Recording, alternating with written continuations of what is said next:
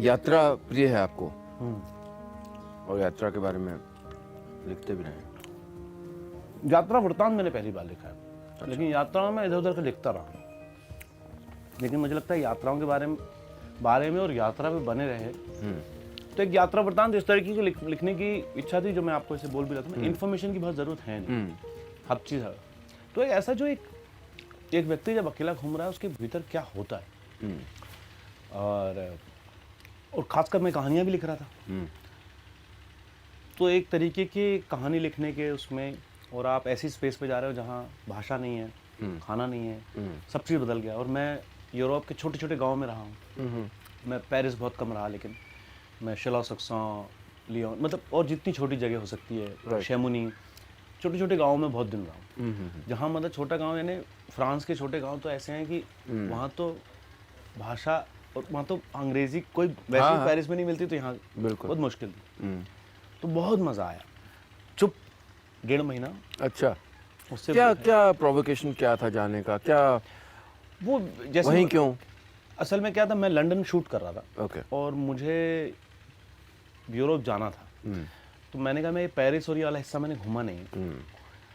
तो मुझे लगा मैं एक ऐसी जगह घूमना चाहता हूँ जहाँ सच में ही हमारे ऊपर असर किन चीज़ों का होता है ना। जब हमारी से आप छीन लो कुछ चीज़, भाषा छीन लो, खाना छीन लो, विजुअल छीन लो, नए डाल दो, तो अचानक एक केमिकल रिएक्शन है बॉडी का मेरे ख्याल से। तो मैं चाहता था ऐसा कुछ हो, क्योंकि मैं स्पेन में जब मैंने यात्रा की थी ऐसी बैकपैक, तब मुझे बड़ा मज़ा आया था, क्योंकि वहाँ भी बहुत सारी चीज़ें बदल जाती हैं। तो फ्रांस की इच्छा थी कि ऐसा कुछ छोटे छोटे गाँव में जाके रहो, घरों में रहो, लोगों से मिलो। बहुत सुंदर रहा, बहुत मज़ा आया। और फिर आपको पता लगता है कि हम सब कितने एक जैसे, भाषा की बहुत ज़रूरत है नहीं, और लोग बहुत अच्छे हैं इस दुनिया में। और यात्रा आपको बहुत सारे, जो आप बहुत सारा बोझ लेके घूमते हैं ना, वो सब झाड़ देते हो आप, कि किसी कोई अंत में कुछ महत्वपूर्ण है नहीं। कुछ सुनाना चाहेंगे? यात्रा से तो कुछ यात्रा की बजाय क्या सुनाया जाए, मेरे ख्याल से यही एक जिसमें एक कुछ मैं भी आपका पढ़ के सुनाना चाहता हूँ। अरे बिल्कुल, आप सुनाइए, ज़्यादा अच्छा है। आपको चुनना पड़ेगा। इतने रोचक नाम कैसे रखते हैं आप अपनी किताबों के? पता नहीं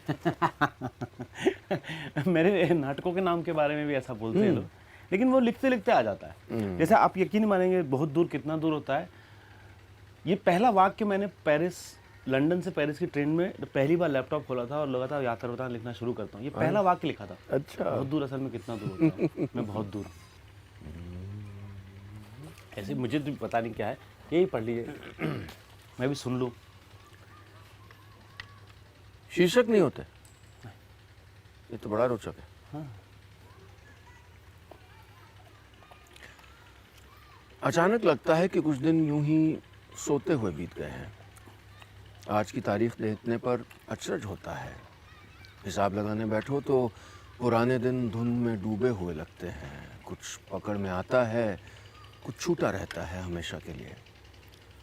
क्या सच में कुछ छूट जाता है हमेशा के लिए? क्या इस जन्म में उससे फिर वास्ता नहीं पड़ेगा? इन सब के बीच में हृदय अपनी एक धड़कन खो देता है। हाथ उठता है और माथा सहलाने लगता है। गहरी सांस लेने से आंखों के किनारे पानी नजर आता है। ऐसा तब होता है जब कभी तुम्हारा नाम कहीं दबे हुए के बीच में से छूट जाता है। ओ मेरी कविता। मेरे लिए छूटे हुए सघन प्रेम और कविता के बारे में बात करना एक ही है। कहानियों, नाटकों और अभिनय के बीच मैंने तुम्हें कहीं भीतर दबा रखा है, छुपाया नहीं है। तुम छूट गई हो कविता। मैं तुम्हें अब लिख नहीं सकता हूँ। तुम्हारे साथ खरीदे मेरे जूते अब मुझे काटते हैं। उनमें रहकर बहुत दूर चला नहीं जाता।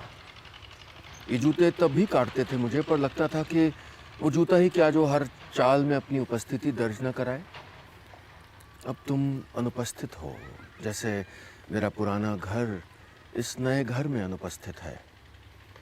इस वक्त भी लिखते हुए तीव्र इच्छा हो रही है कि अभी पीछे पड़े हुए कोरे पन्नों को उठाऊं और एक कविता लिख डालूं। मैं तुम्हें महसूस कर सकता हूं, सूंघ सकता हूं, मुझे पता है कि दरवाजे की दूसरी तरफ तुम हो।